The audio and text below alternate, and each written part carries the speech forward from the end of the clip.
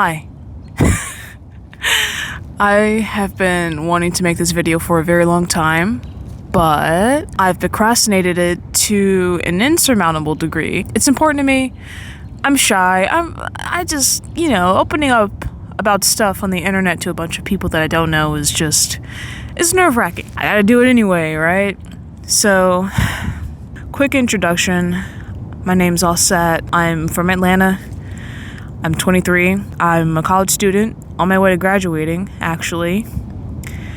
And I realized that I experienced internalized racism and homophobia. And this made me think about homophobia in Black communities and how it's affected my understanding of what Blackness is, right? And so I just want to apologize in advance for anything offensive that I might say. I grew up very narrow-minded and misinformed, so I might say something upsetting, and I can't fault you for that.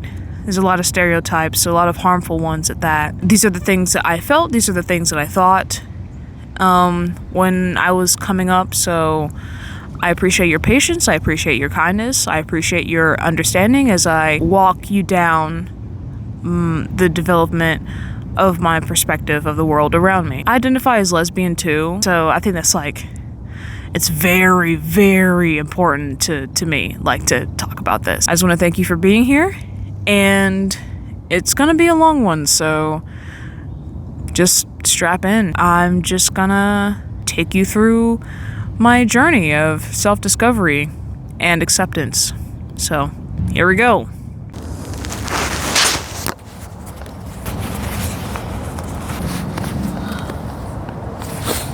So I have my notes here on my laptop because I have a tendency to ramble.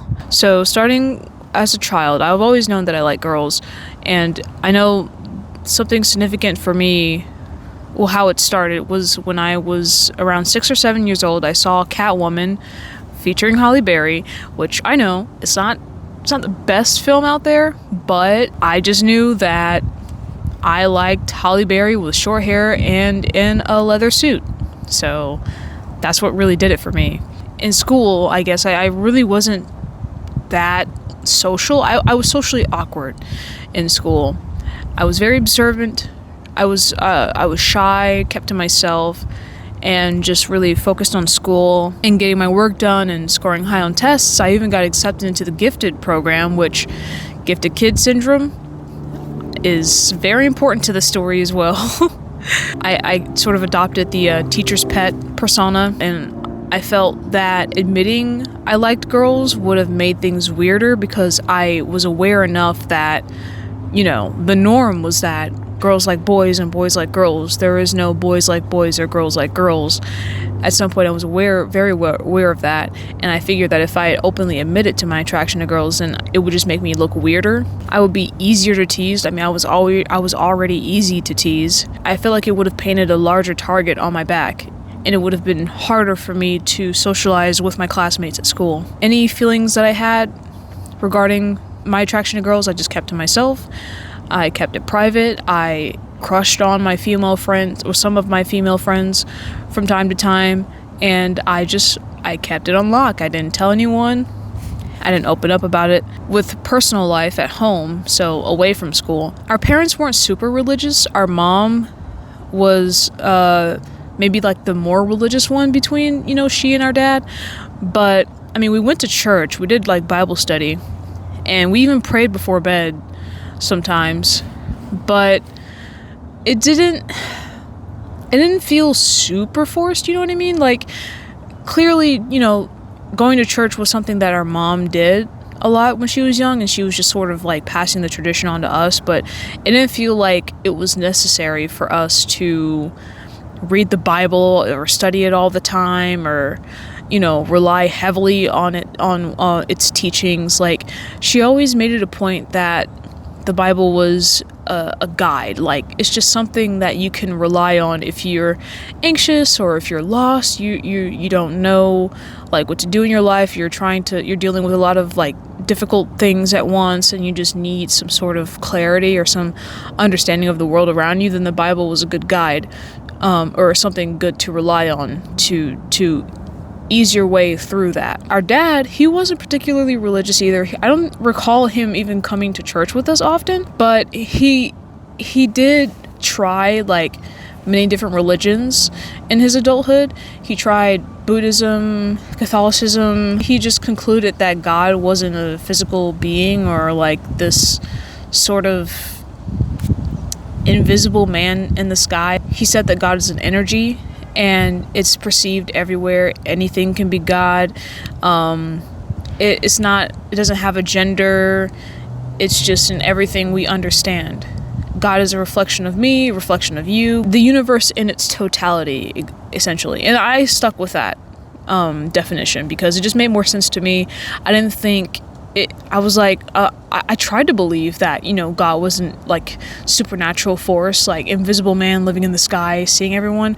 But it made me uncomfortable thinking about it because for starters, I was like, why is God like watching me all the time? Why is he judging me all the time? Do I have any privacy to myself? I don't feel this supernatural like presence or force around me, so it doesn't make sense for there to be a God. If there is, then he hasn't revealed himself to me. And why does he have his hands on me all the time? I mean, it's just, I had a lot of questions about the traditional sense in which God was portrayed, and I liked our dad's definition better. So that's religion in our household. Like, we did religious things, but it didn't feel too enforced. That aside, there were issues at home. Our parents split up when I was around 8 or 9 years old, and it was a very difficult time because our parents had gotten into a huge argument, and of course, we didn't know what was going on, but it was a traumatic event, and the night ended with our dad packing his things and leaving. That definitely generated severe abandonment issues for me and skyrocketed my anxiety regarding rejection and acceptance, right? Because the person that I love just left, and I'm like, I don't know why. I don't know if it's something that we did, like as kids. I don't know if it was our fault or, whatever was going on between our parents at the time. But I tried to rationalize it. No matter what I tried, I just felt like this impending doom of being abandoned by people that I loved, right? And so anxiety just went skyrocketed right through the roof. This fear of rejection or of loss crossed over into the social aspect of my life. To compensate for my lack of confidence or my lack of security, I would lean very, very hard on academic success, good behavior in school, or I guess good behavior in general, or my artistic abilities. So I like to draw. I've been drawing since I was a child, so drawing was my thing for me, and I got compliments on it, just like my good behavior and just like my straight A's and high test scores. I would be validated in these abilities. So this made it harder to fit in class, this made it harder for me to fit in with my peers in class, and it made me, it was easier for me to be picked on because I was just, perceived as like the nerdy kid, the nerdy type, and the thing that made it worse, I see how it just keeps getting worse.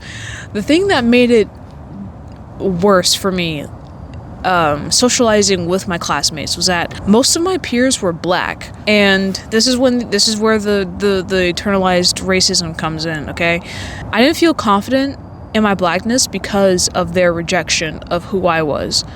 I didn't sound like them. I didn't speak like them. I didn't behave the same way as them. I didn't even listen to the same music as them. It felt like any attention that I garnered from my classmates is just flat out negative. Again, just people picking on me or making fun of me. And so I got a lot of insecurity regarding my identity. This made me adopt the stereotypical, like, or not, I guess not stereotypical, but like the, the Oreo persona, like, oh, I'm black on the outside, but I'm actually white on the inside, it made me feel more it's like it was separating myself from blackness. And I only viewed blackness as one thing, and it was demonstrated by my classmates. I thought, okay, so being black just means you're being destructive, you're behaving dysfunctionally. And my interpretation of that was speaking in AAVE or like broken English or Ebonics.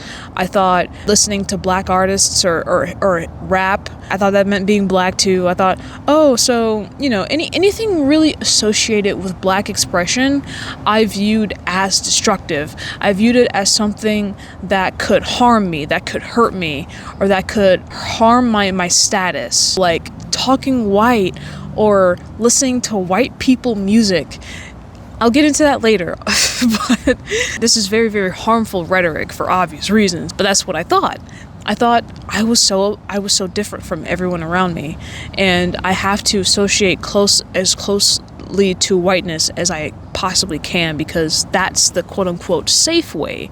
That's the correct way of living, right? That's what keeps me out of trouble. So, hey, just jumping in real quick. I forgot to elaborate on a few points when I suggested, AAV or Ebonics or, associating these things with negative aspects of blackness, describing them as like toxic or destructive. That was merely my outlook of the world at the time. Now, of course, these things like speaking in accents, like having different accents or speaking in different dialects. I mean, Ebonics is a language in and of itself.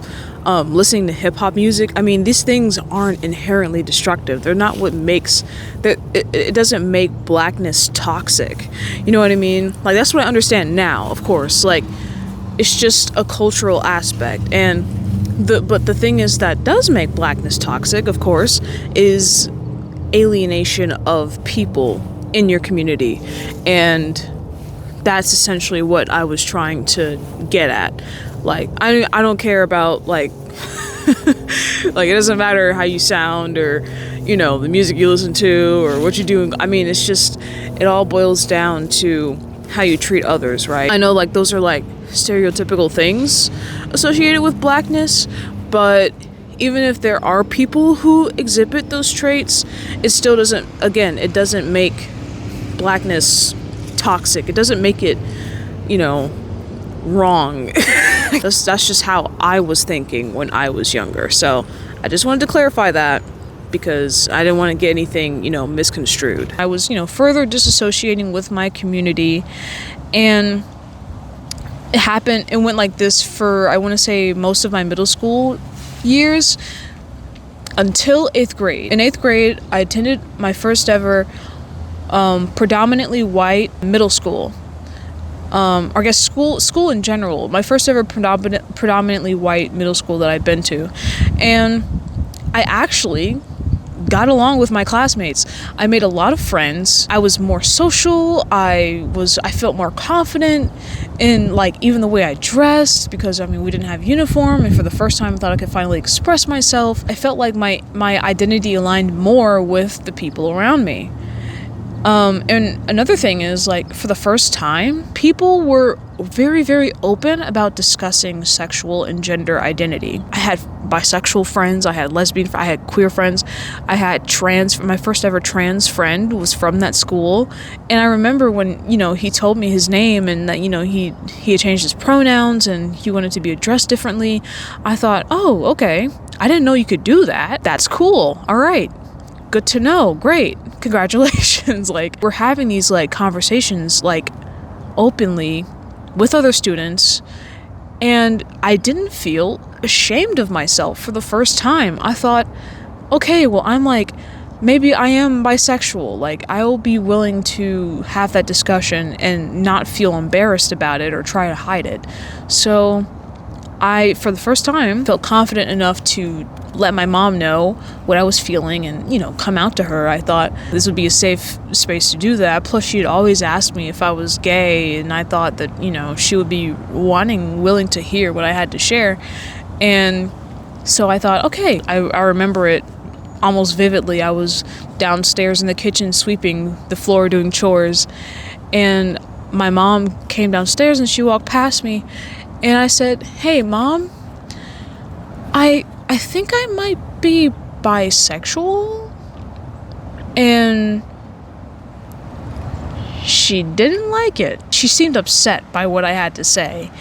And her reasoning for her denial of me being bisexual was that I hadn't had sex with a boy or girl yet. She said, "I haven't been in a relationship with a boy or a girl, so how could I know that I was bisexual?" And I felt very, very invalidated in that moment. I felt confused. I felt like that doesn't make sense. I don't know why that would have anything to do with me discovering these feelings right now. But the thing with my mom is that I wanted her approval. I didn't want her to be upset. I didn't want to disappoint her. Occasionally we'd have conversations about how she said, I thought I was bisexual too when I was growing up. I thought I was gay. I thought I was attracted to women, but it turns out that I was just angry with my father and I didn't trust men enough to engage with them romantically. I was just like you. And these conversations would come up again later, but that's what I heard, and I was like, okay, well, maybe something is wrong with me.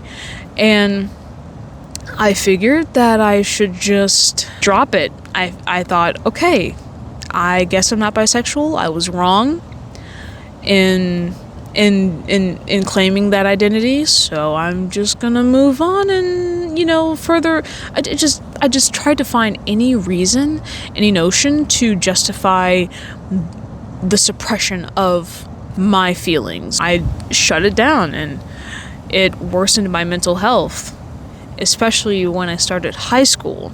My depression was at an all-time high in high school. A few things contributed to that. Of course, the suppression of my sexuality, but also I was back in a predominantly black school. I just started disassociating. I felt extreme frustrations with my racial identity, and all of my insecurities about myself essentially resurfaced. There was a complete breach in all of my insecurities, and I tried so hard to make up for my lack in confidence that everything just sort of imploded. Everything you could think of, I didn't like my physical appearance, I didn't like how I sounded, I didn't even like how I was performing in school, because I had lost the star-studded student status. Try saying that 5 times in a row. There were people outshining me academically, and I felt like I didn't have anything to make up for. I didn't have anything to prove. I didn't have anything to show that I was a normal functioning person, that I was valuable enough to the system. And so everything that I saw, everything that I felt about myself, I thought it was just incorrect. I thought it was just wrong. I was a flaw. I need fixing severely. I became the therapist friend too, because I wanted to prove my value to some degree, to any degree. I was like, okay, I'll just help my friends emotionally, but also I'm not going to open up about anything that I'm going through, because that's a sign of weakness. That's how people see that something's wrong with you, that you need to be fixed, and you can't do that because you're perfect. You have to pretend that you're perfect. You have to let everyone know. You have to convince them, every single person, that you are perfect, that you are not capable of being human. You see the problem here? Putting it very lightly, I spiraled hard. It made me lose the inspiration to draw, so I stopped drawing completely. And also, another turning point in my life, this is the first time where I fell into the conservative rabbit hole. I went through a conservative phase when I was around 16 years old, dude, I was watching everyone that you could think of: Ben Shapiro, Candace Owens, Jordan Peterson, the Hodge twins, Stephen Crowder. I was even pro-Trump too. And so embarrassing. I never really voiced my conservative views out loud. I kept them to myself. The things that I believed in, like, I don't know, typical conservative stuff was that homosexuality was unnatural. I believed that, police brutality was justified because black people were resisting and causing a ruckus. Of course they're gonna get beaten senseless by the police. Of course. We obviously know what this is. It's so wrong. It's so wrong. But I have to let you know that these are the things that I thought. And also, like, trans identities too. I thought, oh, a man can't be a woman and a woman can't be a man. What do they mean? People are confused. If at some point I did come close to admitting to myself that I was queer, then I would try and justify my queerness in saying, oh, I'm not one of those gay people that go out there waving their flags. And it's so cringe. It's very cringe. Extremely cringe. I can't explain to you enough how cringe this is, okay? But that's what I believed. I thought, oh yeah, I'm not one of those, gay people who are out there loud and, outspoken about their queerness.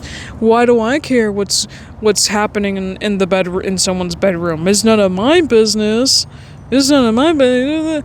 The whole thing. From the perspective of a black woman / female presenting person, when people like me adopt conservative views, I truly do think that it is a result of their insecurity, because that's how it was for me.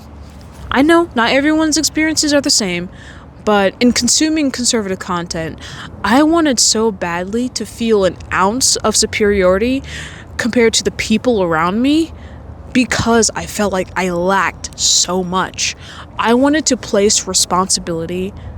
I wanted to place blame on everyone around me for my frustrations, for my, lack of security, or, feeling like I'm weak for opening up, or that I wasn't black enough. That, it has a lot to do with avoiding accountability, avoiding certain parts of yourself, certain identities that are true to you, like utterly true to you. And the frustration grows, and it festers, and it builds, and it snowballs until one day you can't take the weight anymore, and you literally try to place it on everyone else around you. That's the thing. The issue is, it has a lot to do with the confusion of self. I didn't know who I was. I didn't know what I wanted. I didn't know what I wanted to do with my life. And so, to compensate for, again, my lack of security, it has a lot to do with lack of security, I thought that it would be smart to villainize my community, my own environment. And looking back in high school, I really did have that support that I felt I lacked. I had a community, I had friends, I had people that I could trust, that I could talk to, that I could count on, but I felt like it wasn't enough. Turning around and pointing the finger at the people around you is easier than taking responsibility, or I guess more so confronting the innermost parts of yourself. That's what happened to me. And so it was like that for a while. Overall, I really did believe my existence was unnatural because of these, this conservative content. I mean, I had already felt like something was wrong with me before, but after indulging in conservative content, it got worse, and I didn't feel better about myself at all. Especially, in 2020 during the Black Lives Matter protests, and, being quarantined. I'd already felt mentally trapped, and now I was physically, at that point I was physically trapped, and it worsened my state. I stayed on YouTube all day, I skipped class, I streamed my day away on Netflix and YouTube and, anywhere I could, and I even starved myself. I wasn't talking to anyone about what I was going through or what I was feeling. At some point, I realized that, okay, this is actually getting worse for me. This is getting significantly worse, and I'm not getting better. I thought this would help, but it's not. Surprise. At some point, I actually picked up drawing again, and I started, and it was the first time in a very long time where I had expressed myself to any extent. Like, maybe drawing isn't exactly, like, it's not direct communication, but I still had like an outlet for the first time in a very long time. I thought, okay, I have to pull myself out of this. I have to pull myself out of this depression, and art was just my go-to for doing that. I think that was when things started to shift a little bit. In my senior year of high school, I got through it. In 2021, my conservative viewpoints died down a little bit, but I don't think especially changed for me when I started college. So, what changed for me? When I started college, I fell in love with a girl, and she liked me back. So I think in that moment, I figured, okay, this is it. I like girls. I can't pretend that I can't pretend I don't anymore. And I wanted to date her. I wanted her to be my girlfriend. I wanted to be her girlfriend. So I actually went to my mom saying, I have a date with a girl. And she was upset about it. Her response to me coming out a second time was worse than the first time. There was a lot of yelling, there was a lot of crying, and it was very, very painful. I felt shut in again. I felt like I just couldn't get my mom's approval with this. Like, we couldn't move past this together. This seemed to be like the only thing that we just couldn't agree on. Hi, real quick, I also wanted to clarify that my mom, she's come a long way. She and I didn't end on like bad terms or anything. We did, it was a difficult time for me, of course, and it was for her. We are at a point where, she accepts my identity, and she's come to respect it, and has encouraged me to get into dating again. Even I'm so shy, I just don't know. She's awesome. My mom, she's come a long way. So I don't want that to get lost in like my troubles at the time. You know what I mean? I did push back a little bit, saying that I like this girl and she likes me, so what's the problem? But other than that, I didn't really try to, have any more conversations about it. At that point, I talked with my girlfriend at the time about, what had happened and how I was feeling, and I loved her so much that I decided to initiate the relationship anyway, despite my mom's wishes. I tried to keep it a secret. At least I didn't openly admit to dating her. But I'm pretty sure my mom figured out anyway at some point. It's intuition, whatever you want to call it. The conversations that I had with my mom, in passing, was again about, nature and how nothing would exist if, everything was gay, for lack of better terms. Females and males need each other for, to reproduce. How do we, you can't have fruit without pollen. You need pollen. That stuff, look at nature, look at the world around you. No animals, if all the animals were gay. It was just, it messed with me, it really did. And it made me feel insecure in my own relationship the relationship that I was trying to hide from my mom. But, you know, another thing is my girlfriend and I at the time would have conversations, you know, about politics, and, you know, she would get really passionate about, you know, fuck Trump and the Republicans, and, you know, they're fucking up the economy and the safety of Americans. I would be I would try to be as apolitical as possible. So even though my conservative viewpoints had died down, I had at some point identified as a centrist, which a lot of us know that centrists tend to identify as centrists when they keep their conservative ideas to themselves. Like, it's like undercover conservatives. Like, you're not actually centrist. You're just you're racist, but you're just a coward about it. Like, you don't want to openly admit that you're racist. Just say that you're fucking homophobic. I remember that Dave Chappelle's special came out about, you know, he had made jokes about trans people, and I had watched the special, and my friends were, you know, talking about the controversies of the show, and I was like on the fence about it. I was like, I don't know, it's kind of funny, guys. And like, I mean, he said he liked trans people. He's just making fun. I mean, he makes fun of everyone. I mean, come on.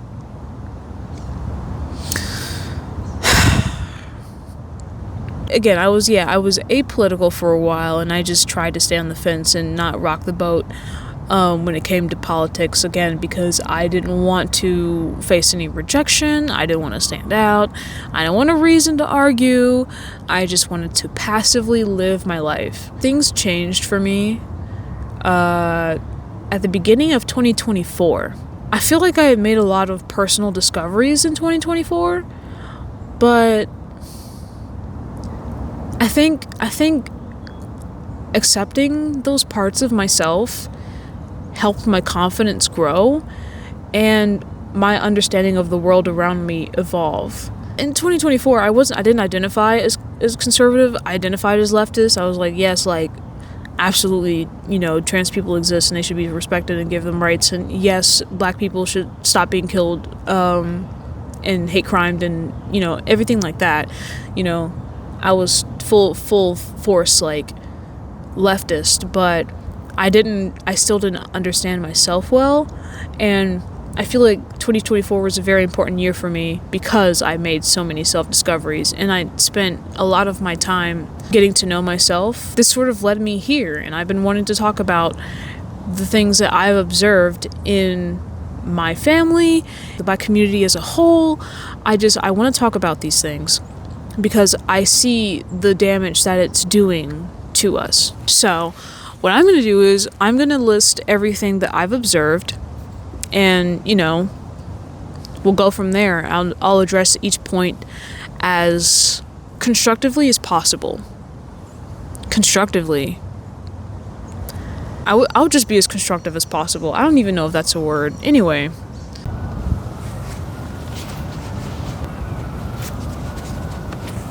Okay.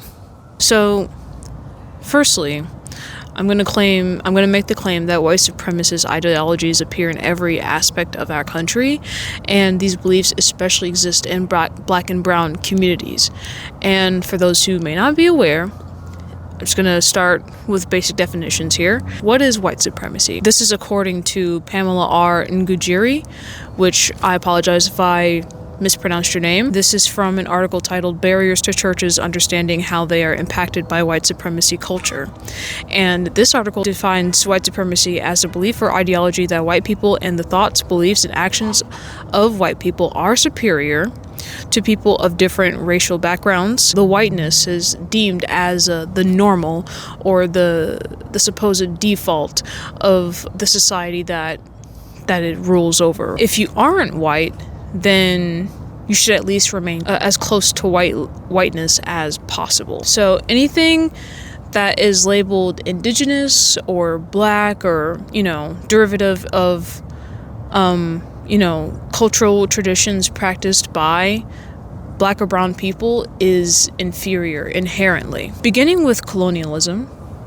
Oh, There's a goat behind me, by the way. The earliest forms of white supremacy can be observed in the most popular example, which is colonialism. And this is when European missionaries would come to the African continent and utilize their religious beliefs to justify enslavement of African people, black or brown-skinned people, sexual violence, cultural and racial genocide. Essentially, they are punishing darker-skinned people for firstly appearing darker skinned and also practicing or having different cultural practices that didn't align with their religious beliefs. Another element of white supremacy is not only racism, but it's also homophobia. And of course, now we have to define what homophobia is. And essentially, it is the dislike, hatred, or prejudice against gay or queer people. One of the byproducts of colonialism is religious trauma. And again, it has to do with the effects of the missionaries assimilating varying cultural traditions or practices into like Christianity or Catholicism. This religious trauma is a result of slavery. For instance, slave masters would use Bible scriptures. They would reference the Bible to justify their severe punishment and torture of enslaved Africans, just as the missionaries did. With this religious trauma, it's generational. Enslavement didn't just stop at the physical bondage of people. It was implemented in systems that we exist under. And with that being said, it carries over into each generation as these cycles are repeated and learned. This generational trauma, this religious trauma, has produced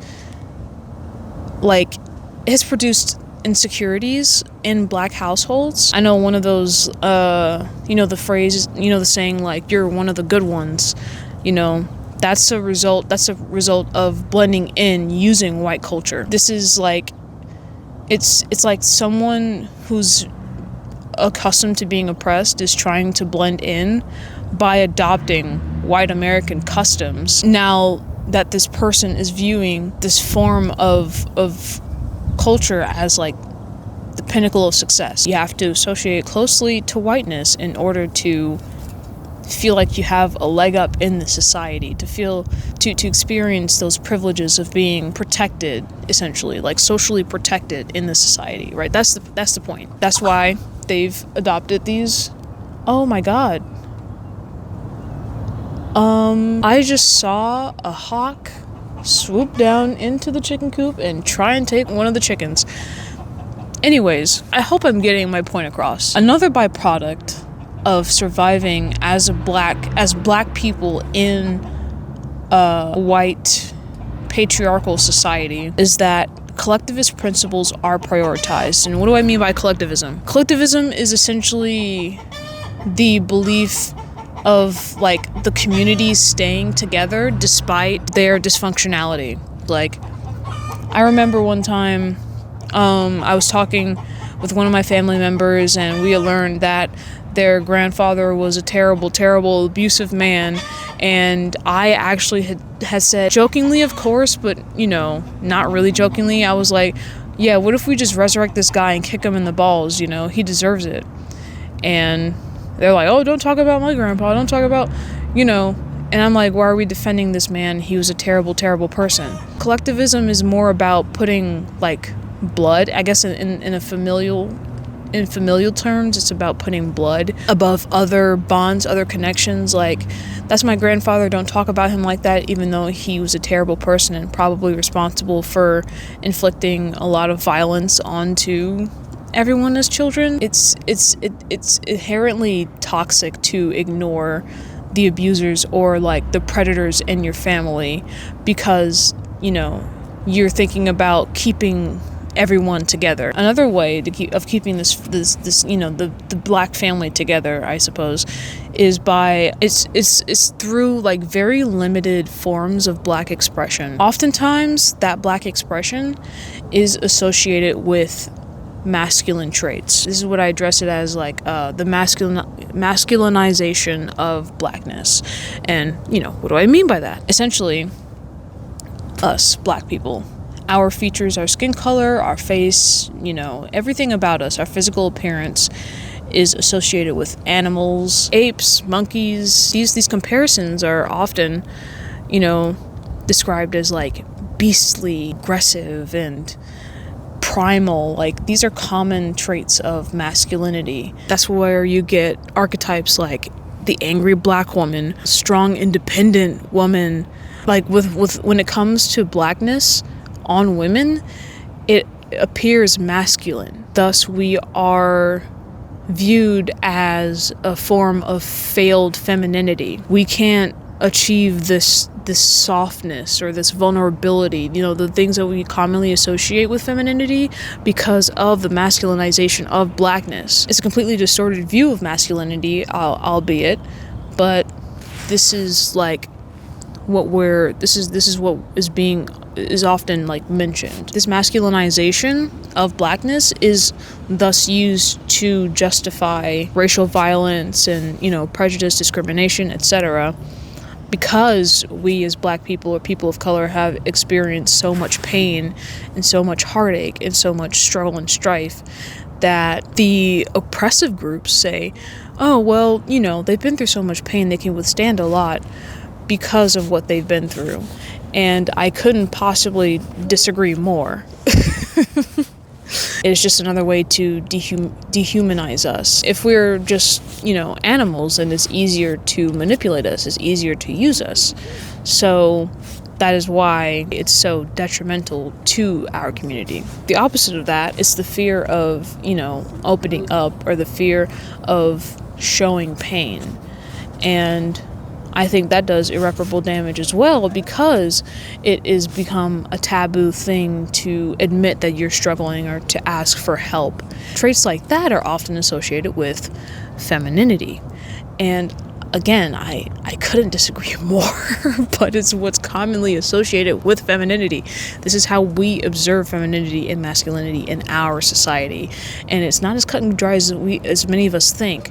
But again, this is just how it's viewed in a traditional sense. This fear of vulnerability, this fear of softness, is by extension a fear of femininity. I understand it's important to not give the perpetrators the satisfaction of, displaying that pain, but it is also toxic to mask what you're going through. That is done within our community. Another trait that can be viewed as feminine is queerness.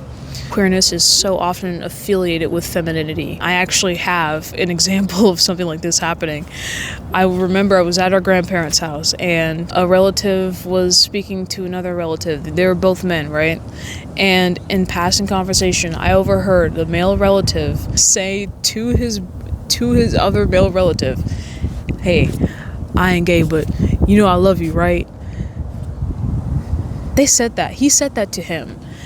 And it's wild that we live in a world where a man can't tell his brother that he loves him for fear of appearing gay. Like, there's so many things backwards with that, but the most insane thing is that it implies that showing love infers, like, sexual attraction to his sibling. Like, that doesn't make sense. There can't be any sign, any demonstration of love among, like, male brethren. Not to mention the amount of customs that are centered around heterosexual reproduction.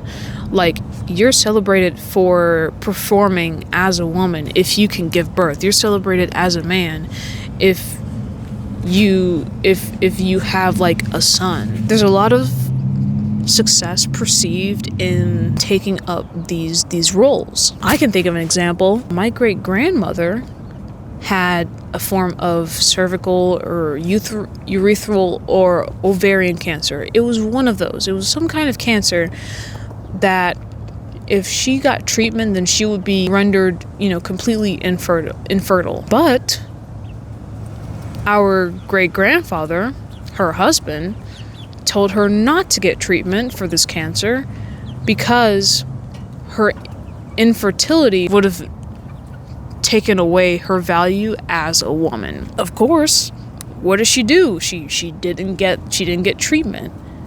And because she believed that her womanhood would have been devalued, her humanity would have been devalued had she got treated for cancer, because she didn't do anything about it, she died. She passed away. And that has to be one of the most tragic things that I've ever heard. With that said, this brings me to the final part of my video, which is addressing any fear-mongering myths, any doubts about queerness, any false narratives about blackness. I'm going to begin with religious practices, and one of the most common ones here is Christianity, or at least it's the loudest. Here's the gist. Racist or prejudiced beliefs in Christianity is inherently hypocritical. According to Pamela R. Ngujiri, from Barriers to Churches, Understanding How They Are Impacted by White Supremacy Culture, that is the name of the article, black and white churches believe in the same religion, right? They follow the same doctrine, they follow the same principles, they believe in the same God, they've heard the same stories, but racial prejudice separates them. Why does that happen? Here's a snippet from this article that really sells the point home. Addiction has the ability to cause overriding of what one knows to be right and overshadows their core values, in that an addiction drives the behavior of the person in a way that the person is not in control because the benefits outweigh the faith component. The benefits enable the person to be comfortable materially and psychologically, as it feeds the human ego that values hierarchy and power over others, which makes the beneficiary feel good. The outcomes bring pleasure to the beneficiary, which includes access to improved economic status due to allegiance to the group mindset of superiority, and the privileges that come with it that feeds the ego.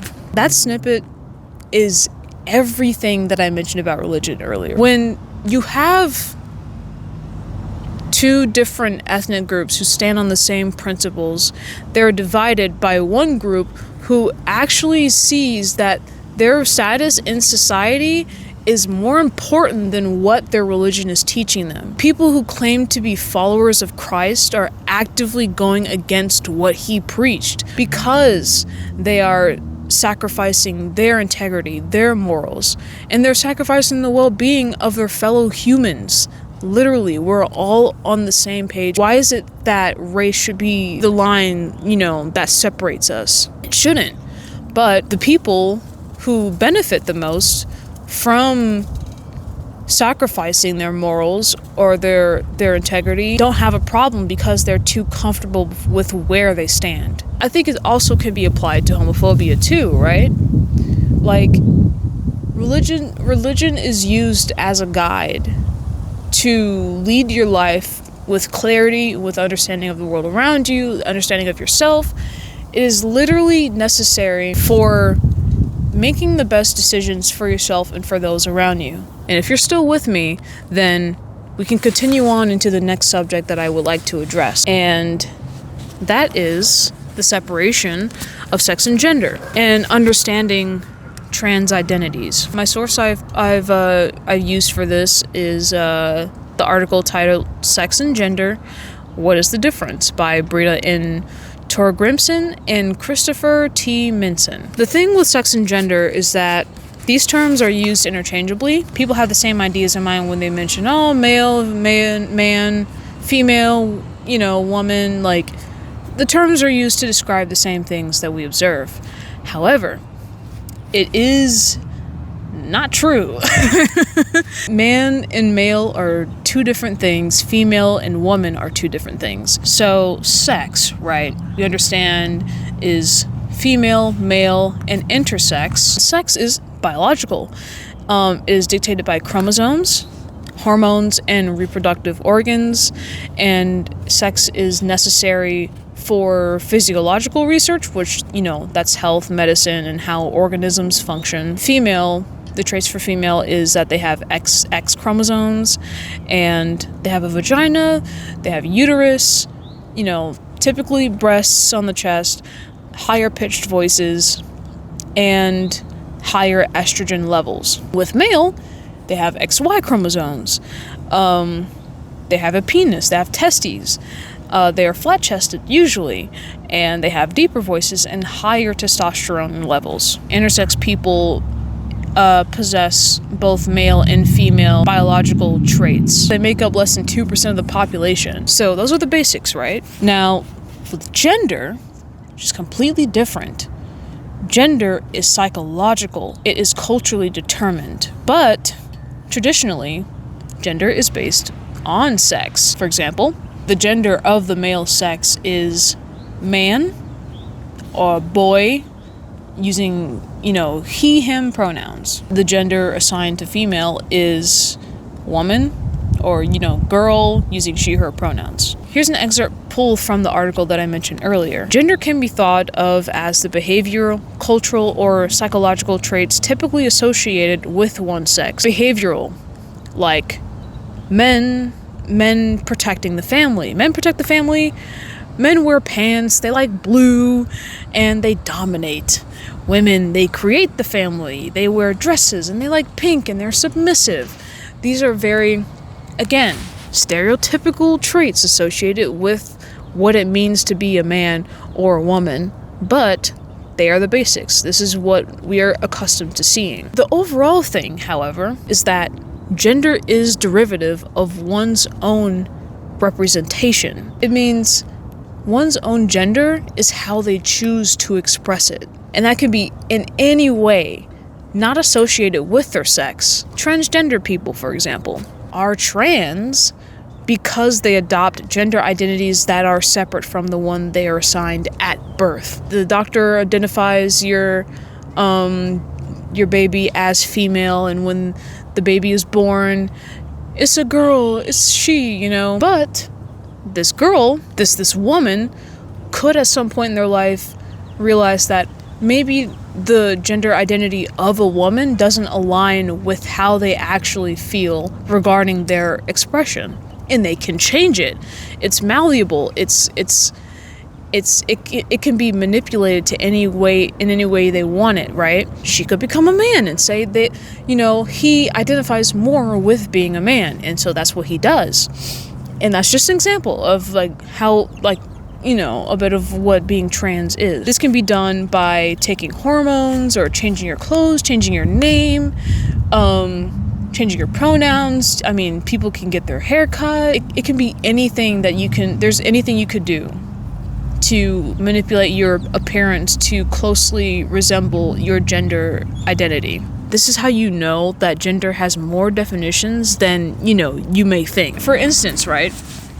If you ask different men what makes them a man, then many will list responsibilities or accomplishments I take care of my children and I earn money for them and I provide for my wife. Gender roles.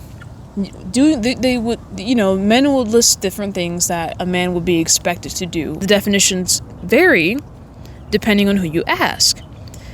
And if a self-proclaimed man doesn't align with certain traits, the traits that they'd expect to possess, then they are accused of not being a real man. He's not a real man because he didn't protect his family. He's not a real man because he's an absent father. Phrases like that. We use these terms so interchangeably with different conditions, and the definitions really do change a lot. So that's just one of the many ways that proves that gender is entirely constructed by how we view each other. It's purely identity based. It answers the question who are we? Biological sex is what are we, and gender identity is who are we. And these terms again they're applied to many different scenarios that are arguably inconsistent with what we may traditionally define gender to be. And it's so funny thinking about, the different circumstances that people find themselves in which the traditional definitions of like what a man is or what a woman is are entirely nullified or redefined. For example, what population of people is resistant to insulin, has excess hair growth, higher weight gain, and can't get pregnant? I'm thinking of a population of people with those traits, and guess what? It's not men. You know who it is? It's women with PCOS, which is polycystic ovary syndrome. Those are the traits that come with, PCOS. Usually, those traits, without that knowledge, you'd assume I'm describing men. So, like, what is it now? Like, women with PCOS are men now? Like, by your definition? If you believe that what makes a man is weight gain, hair growth, and can't get pregnant, then with these traits applied to women with PCOS, would that make them men? I mean, there's just, again, inconsistencies in how we perceive gender. Proves that it is a human construct. It can be redefined, and it is redefined all the time. And if you made it this far, congratulations, you've graduated to the next part of my argument here. And that is same-sex attraction being acknowledged as unnatural. Animals are often cited as the pinnacle of natural behavior. It's so funny when people use animals as an example for their arguments, because they often negate the fact that us humans are a part of the animal kingdom. But I digress, I guess. The thing with animals is that, well, same-sex attraction is observed in over 1,500 species. Is observed in birds, dolphins, deer, bison, cats, monkeys and apes, foxes, bats, lions, so many species of animals. This just proves that nature is way more complicated than many of us think. Its rigidity is merely a myth. Now, of course, same-sex attraction is not as common as heterosexual attraction. It isn't an excuse for harassment or discrimination or violence inflicted on queer people. Think about, like, someone's favorite, like, the most popular ice cream flavor. It's vanilla, right? But one of the least popular ones is mint chocolate chip. You don't see people going around harassing everyone for liking mint chocolate chip just because it's the least favorite flavor. There's a population of people who like mint chocolate chip.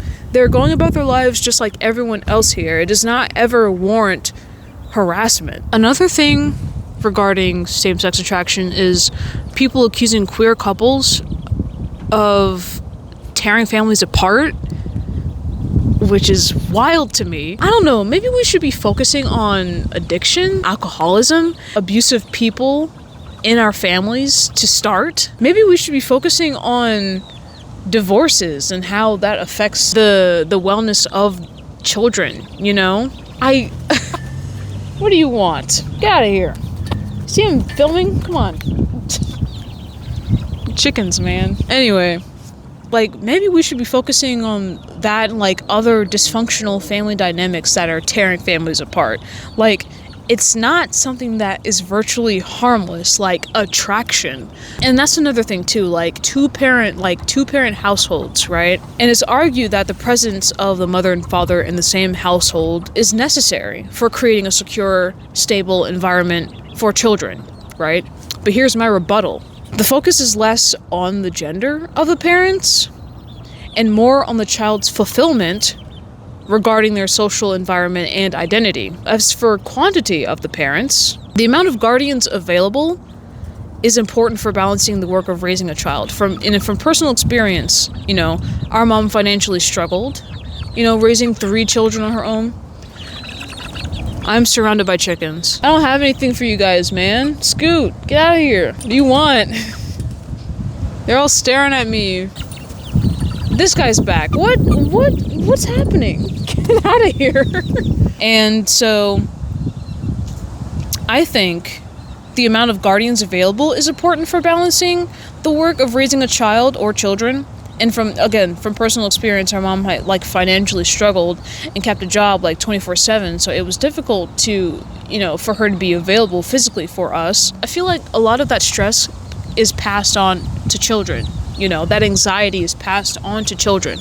I mean, children are they're more intuitive than we think. It's not about if a man and woman are in the same household. I think it's more about the presence of more than one parent being there to help carry the weight. That leads me to my next point, which is the argument about daddy issues being the subject, or being the root cause of queerness, or some sort of parental issues, you know what I mean? And it always has to do with the dad. I will admit, I was angry with my dad for a long time.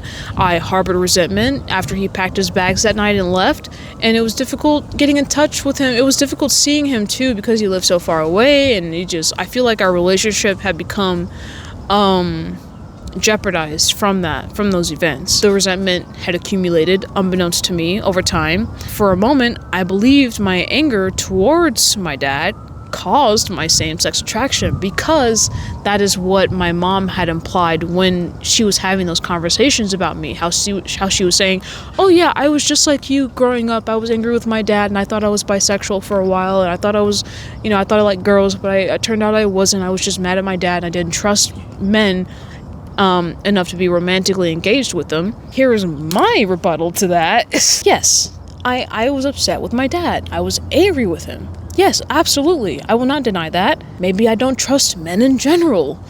But I realized I had plenty of male friends who I got along with. I trusted them with our friendship. I had trauma from my past, but my anger with my dad had nothing to do with my dad's gender. That is the thing. My dad, I was angry with my dad, not because, and I didn't, this anger wasn't projected onto every man that I saw. I was angry with my dad because he was someone that I loved. He was someone that I trusted.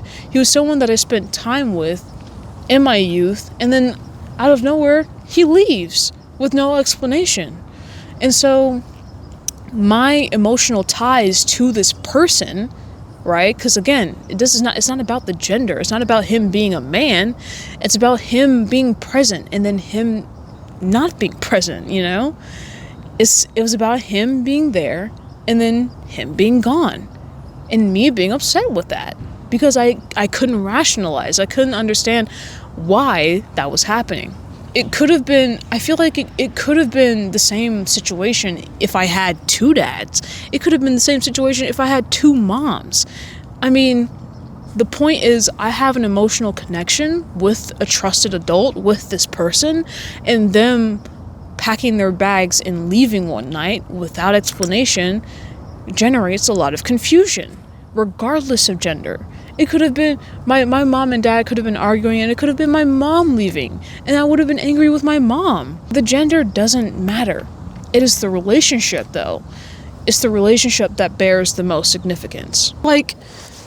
What about queer people who've grown up with a two-parent household? What about queer people who've grown up with a mom and a dad present with them in a secure environment, by the way?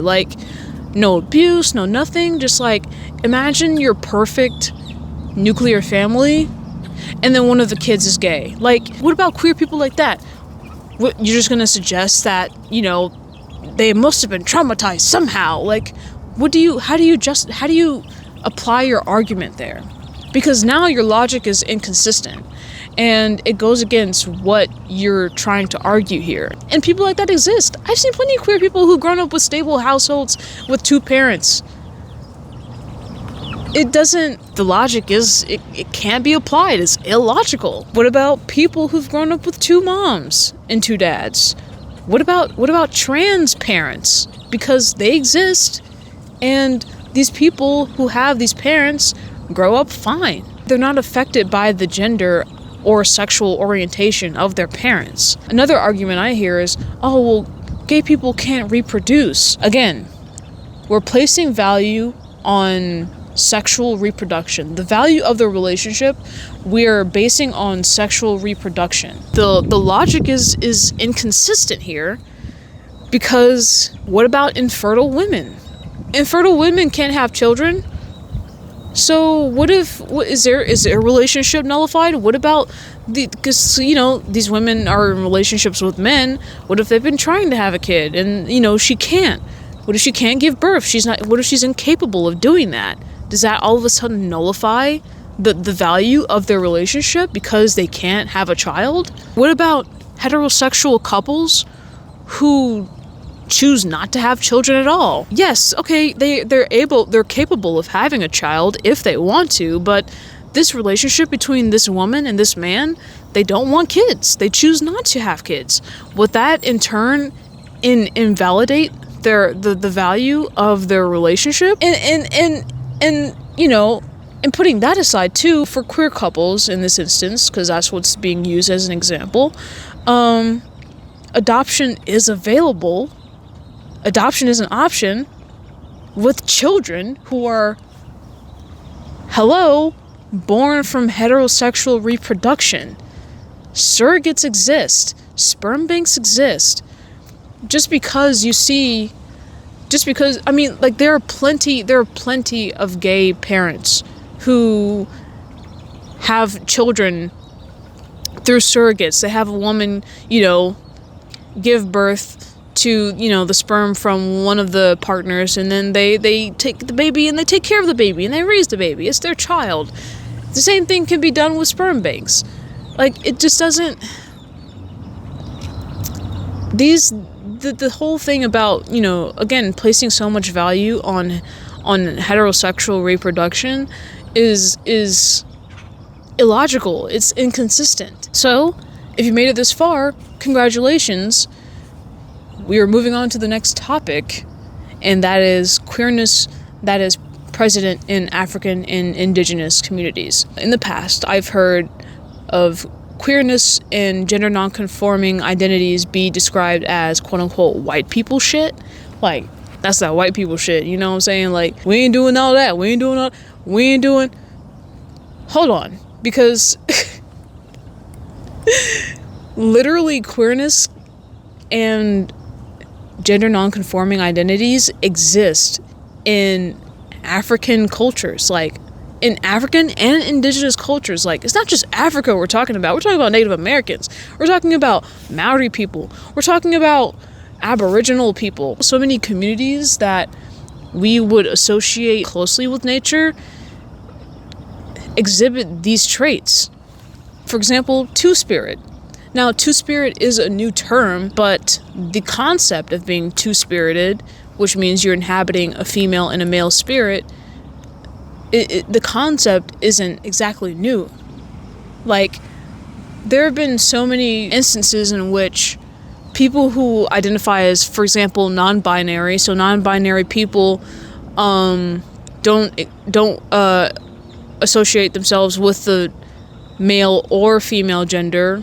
They're sort of they go off the binary, they go off the scale of the spectrum of what gender is, and so they use they them pronouns, right? There have been so many instances of non-binary people in indigenous cultures being associated or being acknowledged as people who are closest to God because they are possessed by different spirits. There are people who are honored as being closely in contact with the ancestral plane. That's just a few examples of queer and trans identities in these groups of people. To associate queerness and gender nonconforming identities with just white people shit, it's completely ignorant,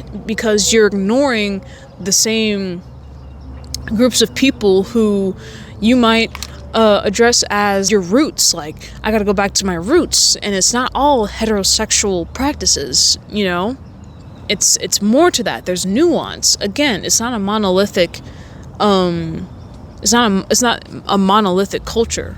There's much more, it's much more multifaceted than, you may originally assume. With that being said, black people have appeared in supporting like queer liberation movements in the past, and one of the most popular ones is the Stonewall riots. The Stonewall riots essentially was the police invasion of the Stonewall Inn, which was in a gay bar in New York City. And I mean, guess who was at the forefront of these movements? It wasn't white people. It was black people, and it was black women, and they were trans.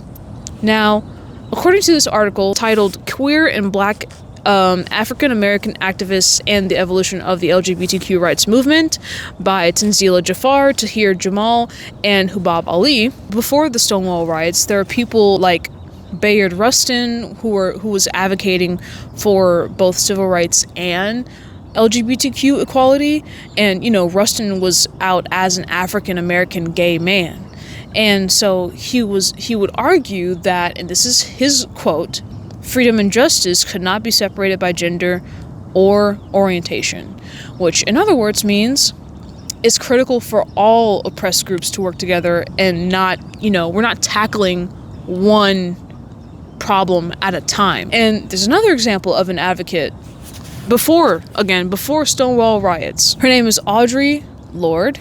She was a quote-unquote black lesbian, mother, warrior, and poet, and she expanded the meaning of feminism beyond white middle-class women, right? Because that is different than feminism as it applies to black people. She would speak out against negative views on black women and argue that women should value one another's uniqueness instead.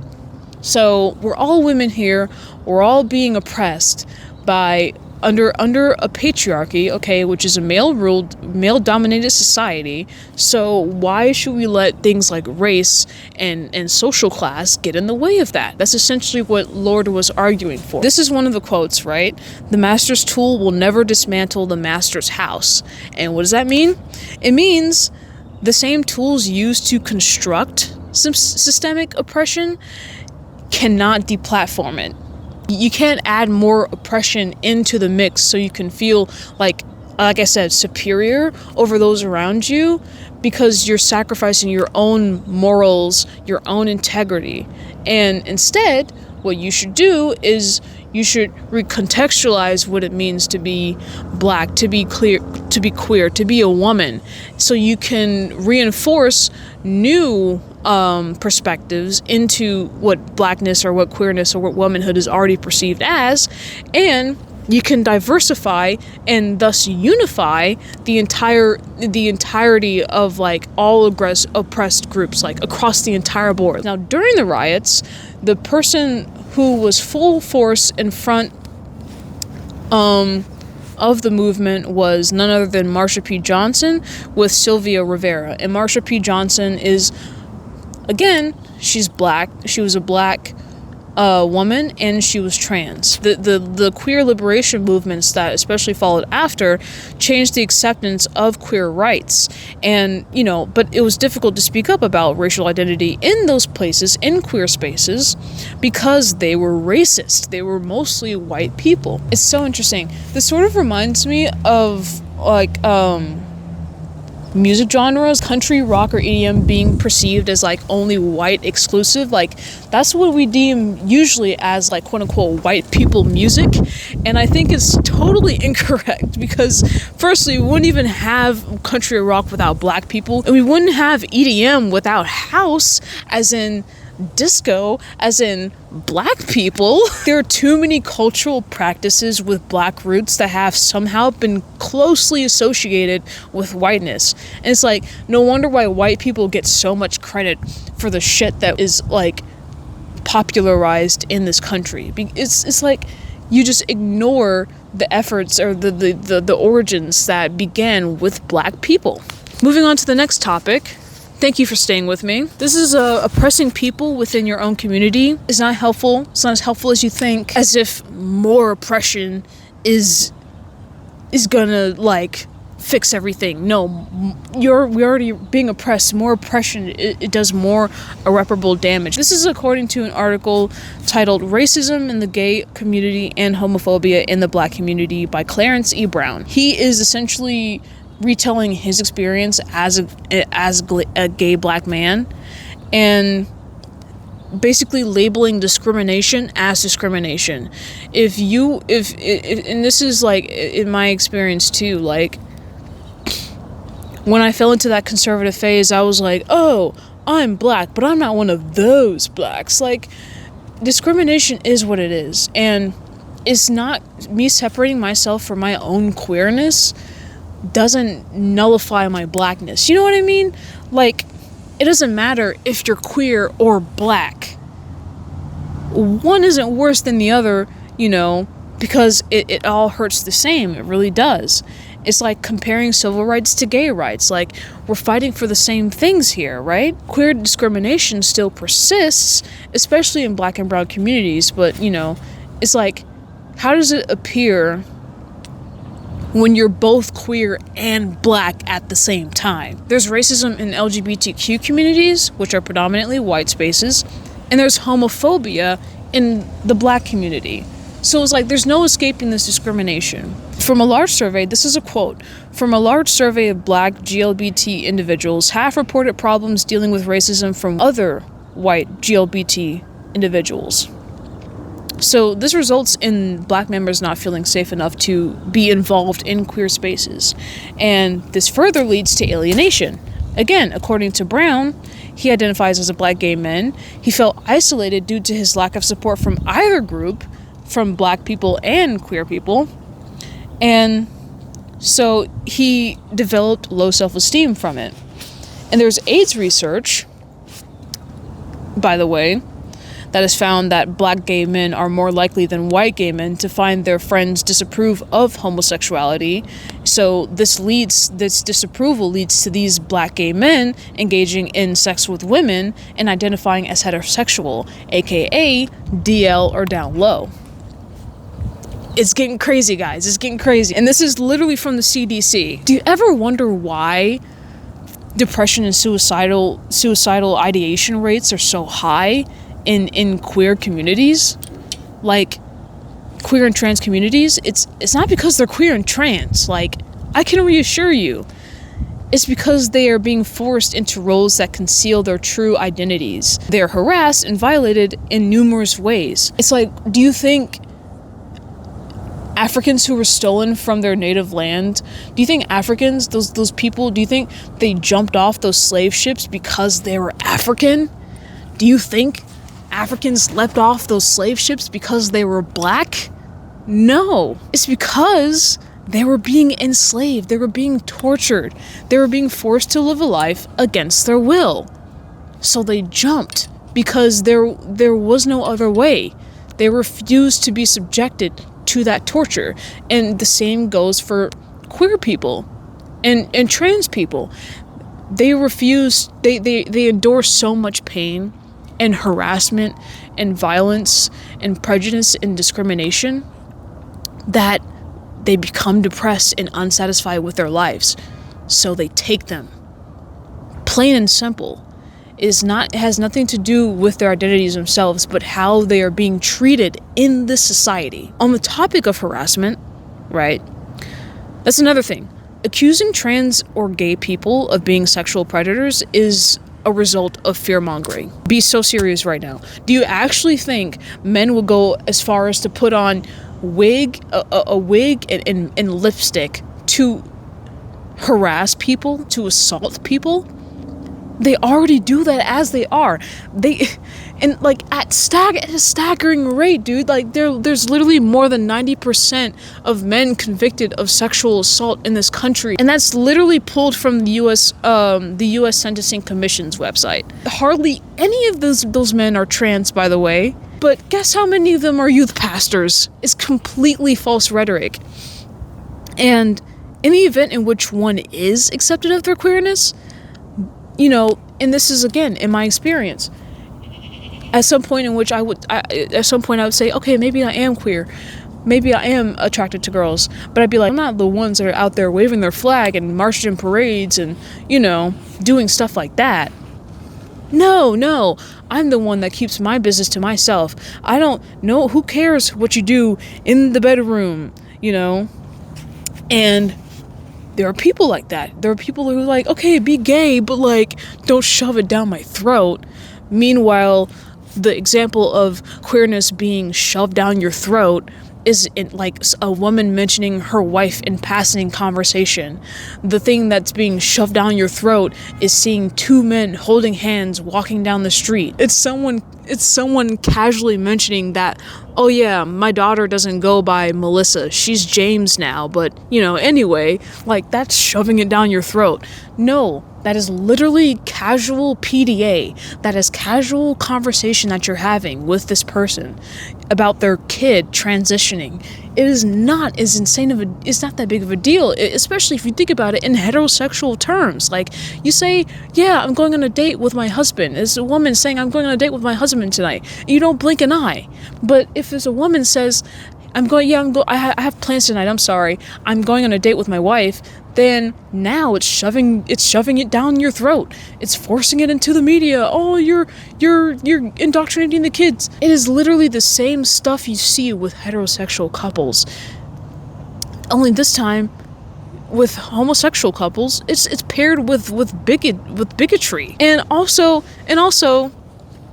for those queer people, and y'all know who I'm talking about, the ones who say, oh, I'm not that kind of queer, I'm not the one waving my flags and everything like that. Newsflash, babe, you're not all of a sudden gonna avoid discrimination because you're not one of those gays.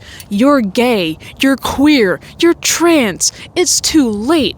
Just like my blackness, I'm black. It's too late. This system that we're operating under, the society that we exist in, it's too late. Our identities are already politicized. It doesn't matter what degree of gay you are. It doesn't matter how gay you are and how much you conceal. If you are gay, then that is it. That's all it takes for this society to come after you. It is too late, my guy. You're not gonna get any brownie points for saying that you don't attend pride parades. And that's another thing. Pride parades, you know why they exist, right? They exist for the same reason that Black Lives Matter protests exist, or like Juneteenth exists. And it's because it's a collection of people who face discrimination, prejudice, violence because of their identities, aka they are suffering at the hands of their oppressors. So these people, they come together, they gather, and they celebrate each other. We have pride parades because we're celebrating pride. We're celebrating the different sexual and gender identities. We have Black Lives Matter protests. We have Juneteenth because we are celebrating blackness. We're celebrating how it looks and what it means for us. That is why they exist. It's like if white Americans like opposed the civil rights movement, like those black, what do they need the civil rights movement for? Like, they don't need to vote, they don't need this, they don't need these rights, they don't need that. Like, it's the same perspective saying, oh, what are pride parades for? They don't need this, they don't need that. Absolutely they do. People have died, people are dying from being hate crimed, from not getting the attention that they need to take care of themselves.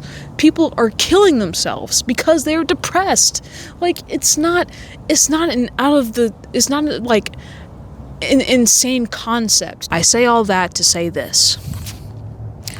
The liberation of black people, the liberation of oppressed groups begins when we are able to confront biases and, other things that we've taught to believe to be true growing up.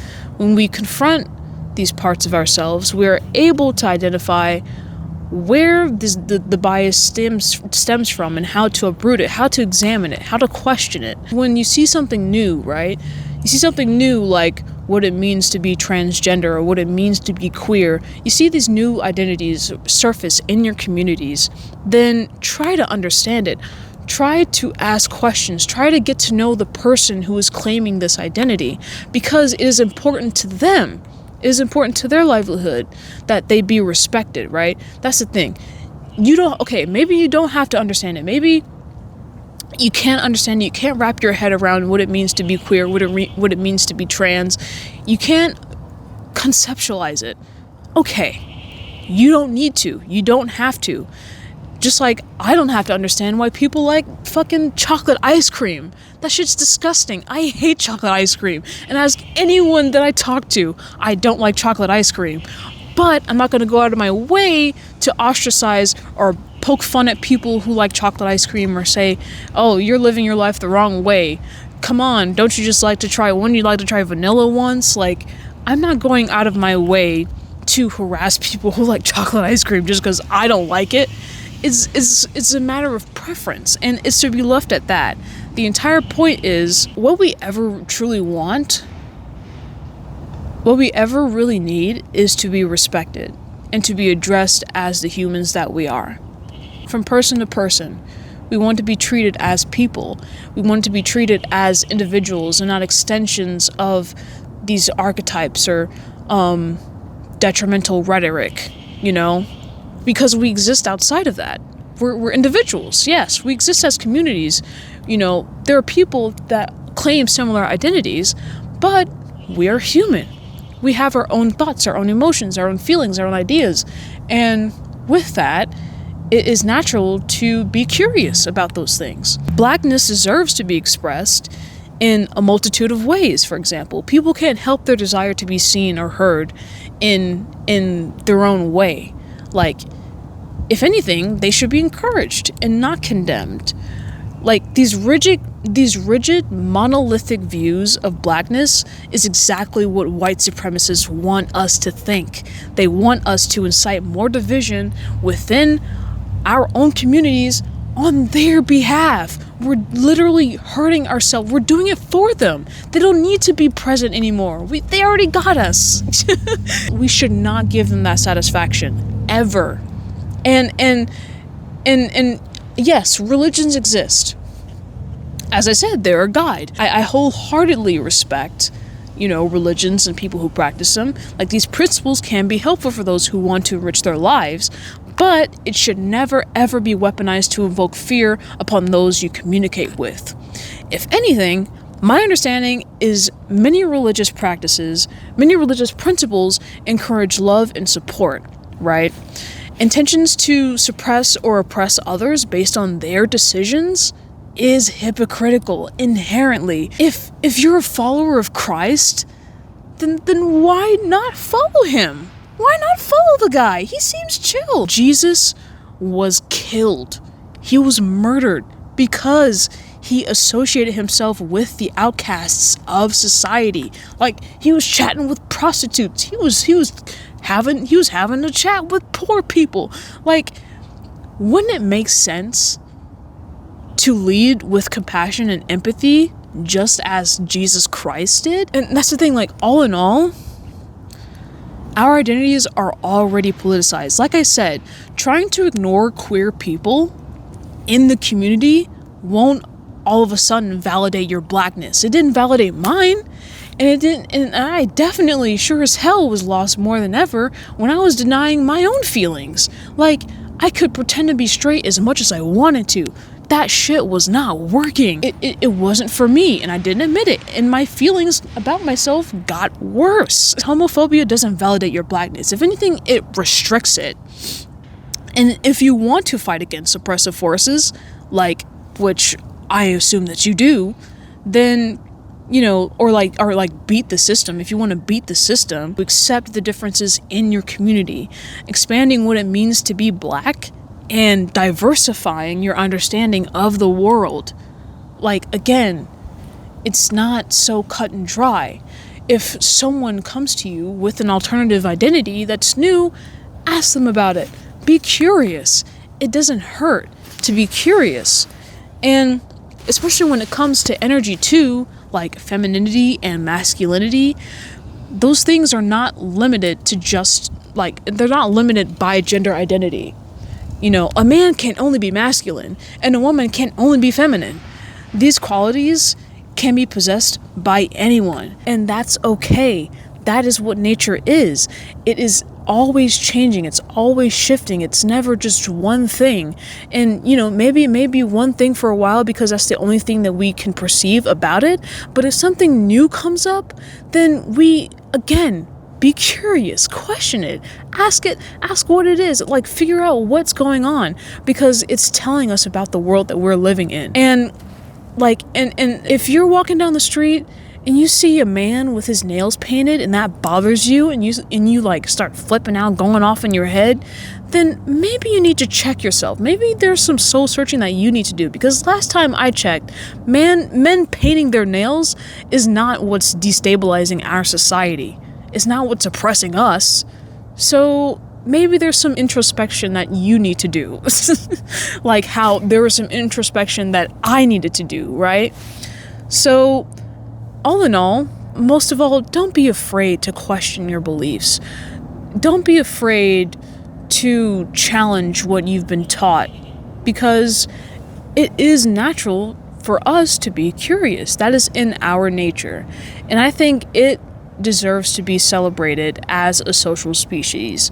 And because we don't live in a vacuum, we don't exist on our own, we exist with each other, and it should be that existence should be celebrated. We have different minds, different ways of thinking. There's over 8 billion people on this planet, and more have existed before.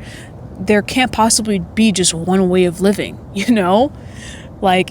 Let these differences flourish. Let them guide us.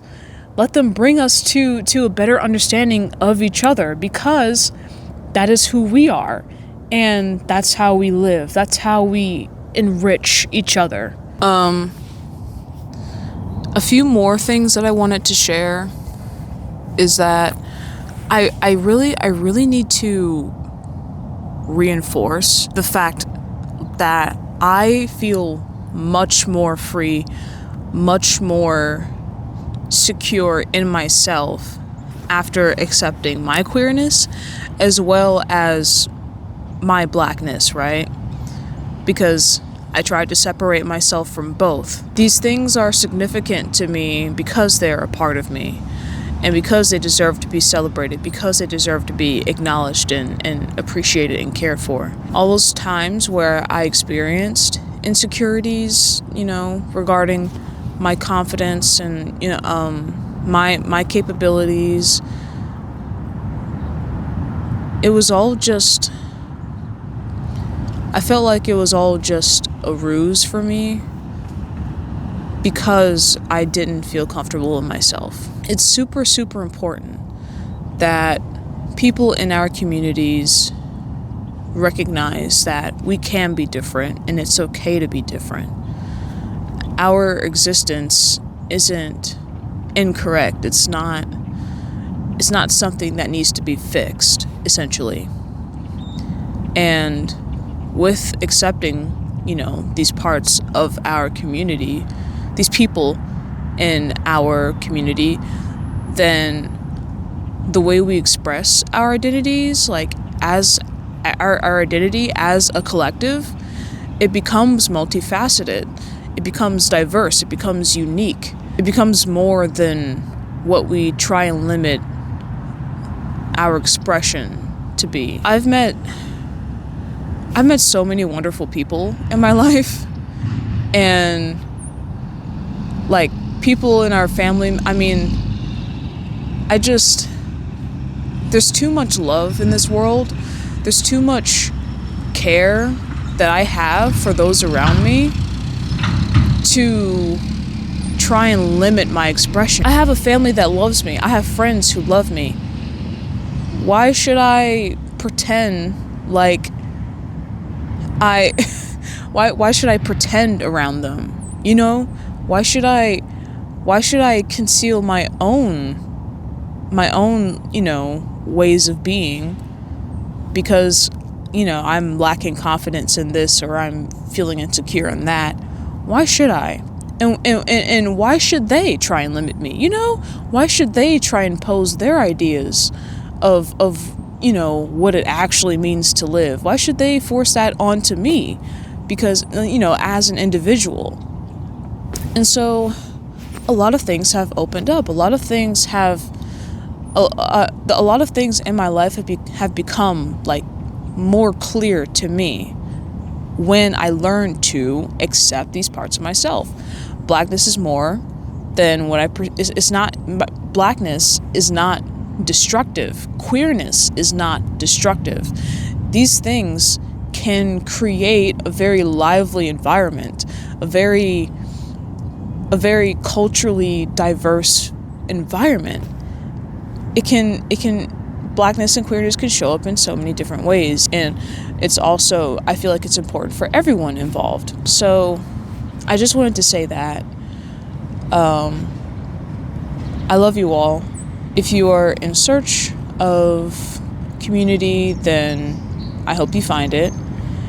If you're looking for acceptance, then I'm sure you'll find it. Really, this universe is too big. It's too expansive.